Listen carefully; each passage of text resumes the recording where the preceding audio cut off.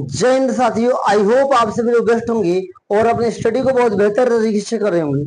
मेरे प्यारे Brijesh Singh same toppers, पिछली लास्ट क्लास में हम लोगों ने आरटीएससी के लिए मैथ जो पढ़ा था, ट्राइगोनोमेट्री पढ़ के रखा है और वहां से हमारा सिलेबस पूरा हुआ था मैथ।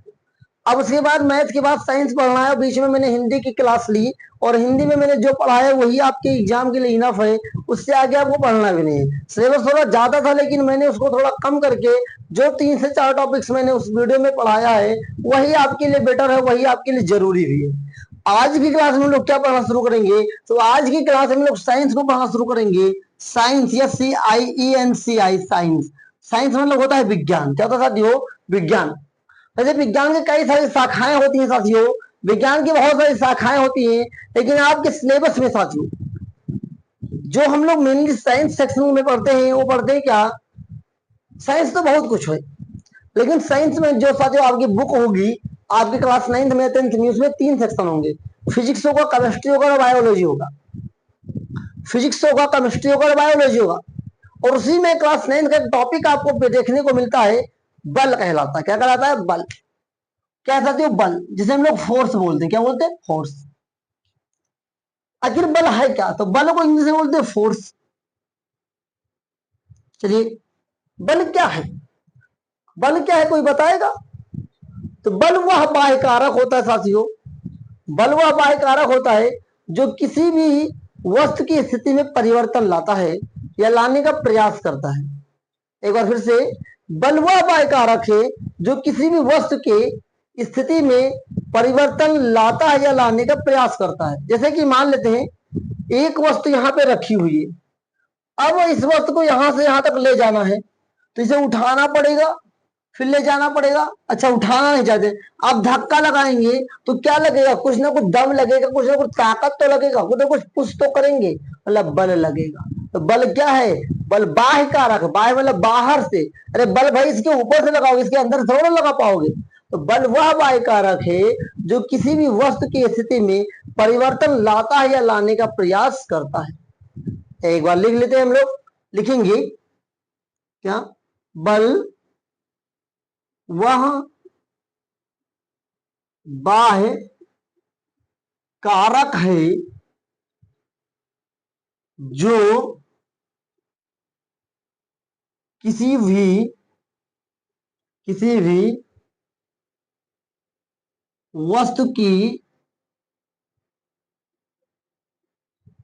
वस्तु की स्थिति में परिवर्तन लाता है या लाने का प्रयास करता है, या लाने का प्रयास करता है। बल को इसी एफ से प्रदर्शित करते हैं, कैपिटल एफ से प्रदर्शित करते हैं, प्रदर्शित करते। बल को किसे लिखते हैं? एफ से लिखता है। आगे लिखिए, यह एक सदिश राशि है। अब यह सवाल उठता है, सदिश राशि क्या है? तो आइए इसको भी तोड़ते हैं। स धन दिस, अपने अकॉर्डिंग लेते हैं हम लोग। सा का मैं अपने आप से बनाना है समझने के लिए, तो सा का मतलब हाँ है, दिस का मतलब दिशा। तो ऐसी राशियां जिनको गणना करने के लिए या जिनको व्यक्त करने के लिए दिशा होती है, दिशा की जरूरत होती है, उसे सदिश राशि कहते हैं। एक बार फिर से, सदिश मतलब क्या हुआ? जिसमें दिशा का अध्ययन जरूर किया जाए। तो ऐसी राशियां जिनको व्यक्त करने के लिए दिशा की जरूरत होती है, दिशा का अध्ययन भी करना होता है, उससे क्या कहते हैं? सदिश राशि कहते हैं। शायद सवाल आपके मन में उठ सकता है कि बल सदिश राशि कैसे, क्यों है? तो देखिए ध्यान से साथियों, ये इस वस्तु मान लेते हैं यहां पे रखी हुई, और आप क्या करेंगे? इस पे बल लगाएंगे। अब फेंकना हमको उस साइड में, तो क्या बल इस साइड में लगाएंगे? जी नहीं, बल उसी साइड में ही लगाएंगे, चाहे वो धक्का लगा के लगाएं, चाहे आप उठा करके लेकर जाए। तो ये क्या है, मान लेते हैं हमारे साइड में ये उत्तर है और ये दक्षिण है, तो आपने क्या किया, दक्षिण दिशा में तो बल लगाया, दक्षिण दिशा में तो इसको ढकेला, तो क्या किया, दिशा का ज्ञान हुआ कि नहीं। आपसे बोला गया किसी वस्तु को इधर फेंक दो, तो इधर क्या कोई ना कोई दिशा तो होगी, ऊपर फेंको, ऊपर क्या है, कोई ना कोई दिशा तो होगी। तो साथियों ऐसा राशियां, ऐसी राशियां जिनको व्यक्त करने के लिए दिशा एवं परिमाण दोनों की जरूरत होती है, उसे सदिश राशि कहते हैं। इसी का उल्टा अदिश, जिसको व्यक्त करने के लिए परिमाण की जरूरत होती है, दिशा की नहीं, उसे अदिश राशि कहते हैं। बल के बारे में आप लोग इतना जान गए, बहुत ही जरूरी है। बल को किसे लिखते हैं, यफ से लिखते हैं। बल क्या है, एक सदिश राशि है और ये राशि के रूप में हो गई। बल कहते किसे कहें, तो बल वह बाह्य कारक है जो किसी भी वस्तु के स्थिति में परिवर्तन लाता है या लाने का प्रयास करता है। आई होप आप लोगों को इतना जरूर समझ में होगा। अब कभी कभी पूछ लेता साथियों, ये बल कितने प्रकार का होता है, तो लिखेंगे बल दो प्रकार का होता है, जो मेनली आपको पढ़ना है, जो आप मुख्य रूप से आपको पढ़ना। बल दो प्रकार के होते हैं, कौन कौन से होते हैं। नंबर एक, संतुलित बल, संतुलित बल। नंबर दो, असंतुलित बल, मतलब कि balanced force and unbalanced force. Balance force कब होगा और अनबैलेंस फोर्स कब होगा, इसे भी समझना बहुत ही जरूरी है साथियों। अच्छा, बैलेंस कब होता है, आपने पढ़ा होगा बैलेंस मतलब संतुलित। भैया तराजू आपने देखा होगा, जो ये वाला तराजू होता है, पलरे वाला होता है, बीच में एक सुई निकली होती है, इधर दो पलरा होता है। सर सुई बीच में कब होती है, जब पलरे पे भार बराबर होता है, इधर जितना बांट रखा है इधर जितना सामान हो जाए तो बीच में सुई बराबर हो जाएगी, मतलब क्या बराबर हो गया, संतुलित हो गया। तो जब किसी वस्तु पे ऐसा बल लगाया जाए कि उसका कुल बल क्या है, परिणामी बल क्या है, शून्य आए, तो क्या होगा, संतुलित बल होगा। तो कैसे परिभाषित करेंगे, लिखेंगे, ध्यान से लिखिएगा, किसी वस्तु का, किसी वस्तु पर लगाया गया बल, यदि लगाया गया बल, परिणामी बल लिखिएगा, क्या लगाया गया परिणामी बल, परिणामी बल शून्य हो, क्या हो, शून्य हो। ध्यान देखिएगा, किसी वस्तु पे लगाया गया परिणामी बल क्या हो, शून्य हो, तो बल कैसा होगा, संतुलित बल होगा। कैसे, ध्यान से देखिए, मान लीजिए आपके पास एक डंडा रखा हुआ है, और इधर एक ए व्यक्ति खड़ा है, इधर एक बी व्यक्ति खड़ा है, ये भी अपनी तरफ खींच रहा है इसको 5 न्यूटन के बल से, ये भी अपनी ओर खींच रहा है 5 न्यूटन के बल से। ध्यान से देखिएगा, न्यूटन क्या है, बल का मात्रक है, याद कर लीजिए, यहां पे मैं लिख रहा हूं स्टार बना के, बल का मात्रक न्यूटन होता है, क्योंकि न्यूटन बाबा की ने खोजा था इसको। अच्छा, बल बराबर सूत्र क्या होता है, तो बल बराबर एफ बराबर एम गुणे ए होता है। ओके, यम क्या है, यम द्रव्यमान है जिसे मास बोलते हैं, ए क्या है, त्वरण है जिसे एक्सीलरेशन बोलते हैं। अब कभी कभी साथियों होता क्या है, बस भाई इसको, इस टॉपिक को समझते हैं, संतुलित बल को फिर उसको समझेंगे। देखिए, एक व्यक्ति यहाँ खड़ा है, एक व्यक्ति इधर खड़ा है, इस डंडे को अपने अपनी ओर खींच रहे हैं, ये भी 5 न्यूटन का बल लगा रहा है और ये भी 5 न्यूटन का ही बल लगा रहा है। तो ये तो जितना बल ये लगा रहा है, जितना बल ये लगा रहा है, न डंडा इसके पास आएगा न डंडा उसके पास आएगा, बल तो शून्य हो गया, बल कोई काम नहीं करेगा।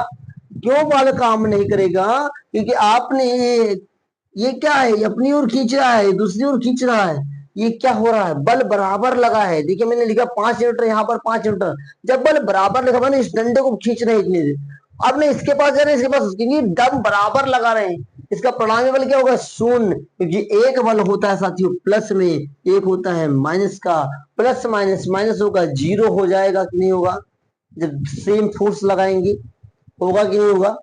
तो साथियों दो पिंडों सॉरी एक वस्तु पे लगाया गया परिणामी बल यदि शून्य होता है, या लगाए गए बल का परिणाम कैसा होता है? शून्य होता है, तो कैसा फोर्स होगा?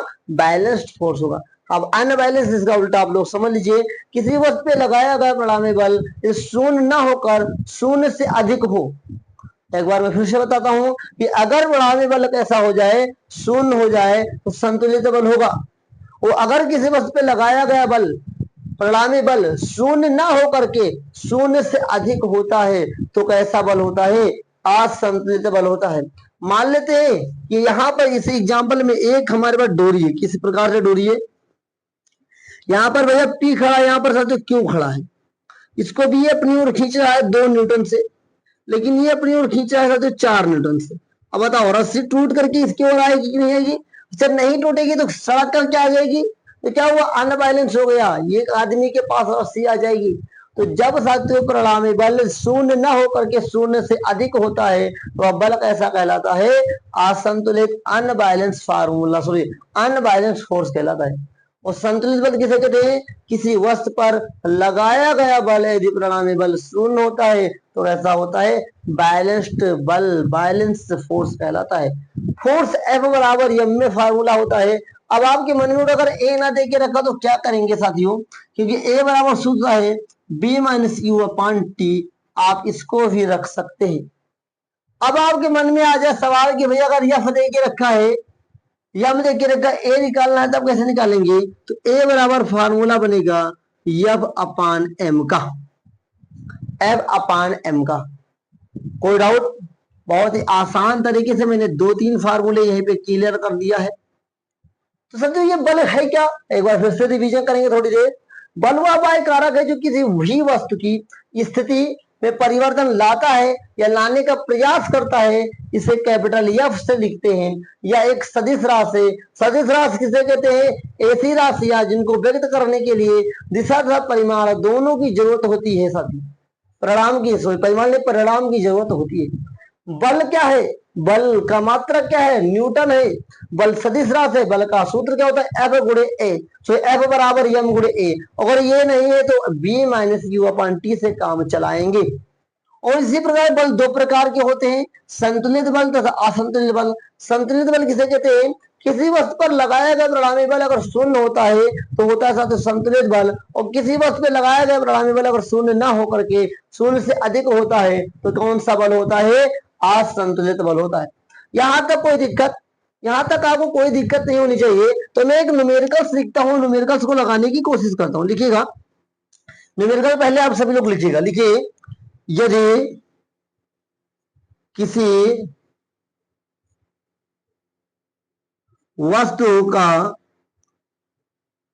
लिखिए यदि हटा दीजिए, किसी वस्तु का द्रव्यमान क्या है? द्रव्यमान 6 kg है तथा उत्पन्न त्वरण 4 मीटर प्रति सेकंड स्क्वायर है, तो इस पर आरोपित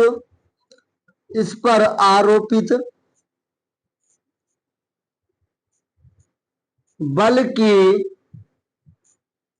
गणना कीजिए। ओके, एक न्यूमेरिकल क्या मैंने लिखा? किसी वस्तु का द्रव्यमान 6 kg है तथा उत्पन्न त्वरण 4 मीटर प्रति सेकंड स्क्वायर है। भैया मीटर प्रति सेकंड स्क्वायर क्या है? त्वरण का मात्रक है। केजी क्या है? द्रव्यमान का मात्रक है। तो इस पर आरोपित बल की गणना कीजिए। जब भी न्यूमेरिकल्स लगाए देख के रखें कि देखिए क्या क्या देख के रखा, हल करेंगे। सबसे पहले देखेंगे केजी है द्रव्यमान, द्रव्यमान को लिखते हैं एम से, तो एम बराबर क्या है? 6 kg दे के रखा है।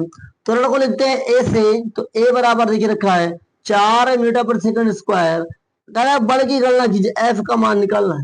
तो मैंने सूत्र क्या बताया? एफ इक्वल टू एम गुणे ए, एफ इक्वल टू एम गुणे ए। और साथ एफ इक्वल टू कितना हो जाएगा? एम का मान साथ 6 केजी गुणे ए का मान 4, ये हो जाएगा साथियों मीटर पर सेकंड के साथ स्क्वायर लेंगे, ये होगा 24, 6 को 24। अब अगर आप क्या लिख देंगे F बराबर 24, आपका आंसर सही हो जाएगा? जी नहीं, कहेंगे क्यों? यहाँ पे एन लिखना होगा। एन क्या है साथियों? न्यूटन है। न्यूटन क्या है साथियों? बल का मात्रक है।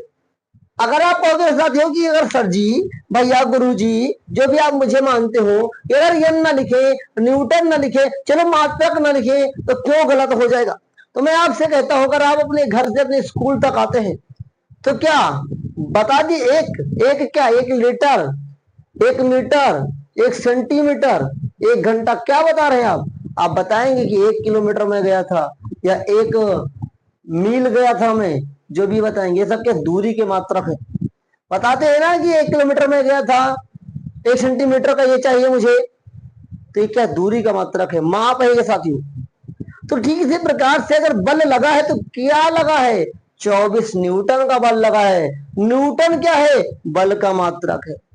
तो बल से इतना ही चीजें आपको समझना और सीखना चाहिए साथियों, कि बल कितने प्रकार के होते हैं। 2 प्रकार के, संतुलित तथा असंतुलित। बल पे आधारित मैंने फार्मूला बताया है, उस पे आधारित एक न्यूमेरिकल्स लगाया, समझाया मैंने कि संतुलित बल कैसे संतुलित बल कहलाएगा और असंतुलित बल कैसे असंतुलित बल कहलाएगा। आखिर बल जो है सदिश राशि क्यों, ये भी मैंने समझाया है। और बल से संबंधित जो मेरी जानकारी के साथ आपको बताना चाहिए वो मैंने आपको बताया है।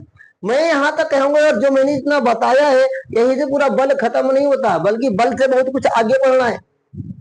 लेकिन साथियों, सबसे पहले मुझे आपको बता दूं कि आपको तैयारी करना आरटीएससी 2024 की, और आरटीएससी 2024 में बल टॉपिक्स दिया गया है, और बल टॉपिक्स में बस उतना ही आपसे पूछा जाएगा, बल से थोड़ी बहुत जानकारी। ये एग्जाम क्या है?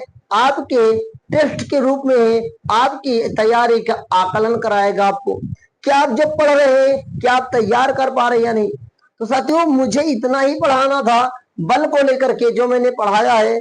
बल की परिभाषा बताई, बल के प्रकार बताया, उनकी परिभाषा समझाई, बल को सिद्ध करके दिखाया कि कैसे क्या करता है, आपके सामने करके दिखाया मैंने, न्यूमेरिकल हल किया।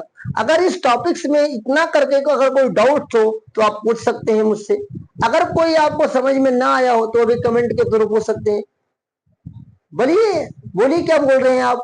आपको घबराना नहीं है, बस आपको प्रैक्टिस करना है। बाकी अगर आपके पास जो बुक है उसमें बल टॉपिक्स पढ़ लीजिए अच्छी तरीके से, बल से संबंधित कुछ न्यूमेरिकल्स लगा दीजिए, जिससे कि आपके एग्जाम के लिए आप तैयार हो जाए। तो आई होप आपको ये टॉपिक समझ में आया होगा, जितना मुझे समझाना था उतना आपको समझ में जरूर आया होगा। और तैयारी कीजिए बहुत अच्छी तरीके से, आपका रैंक भी अच्छा आएगा, आपका नंबर भी अच्छा आएगा और आप सक्सेस जरूर होंगे। और आरटीएस 2024 में बहुत कुछ अच्छा होने वाला है, तो आप लोग तैयारी करिए बेस्ट तरीके से। ये जो तैयारी है आपके एग्जाम्स, क्लास एग्जाम में भी काम आएगी, आने वाले समय में जो एग्जाम्स देंगे उसमें भी काम आएगी, और 2024 आरटीएस के अंदर काम तो आएगा ही आएगा। तो तैयारी कुछ ऐसी करनी चाहिए कि एक तीर से, कहते ना, कई निशाने हो जाने चाहिए, ऐसा हमें तैयारी करना है। चलिए आज की नहीं रखते हैं, मिलेंगे एक नए टॉपिक के साथ नई क्लास में। तब तक के लिए सीखते रहिए ब्रजेश स्टडी अड्डा के साथ। जय हिंद, वंदे मातरम साथियों।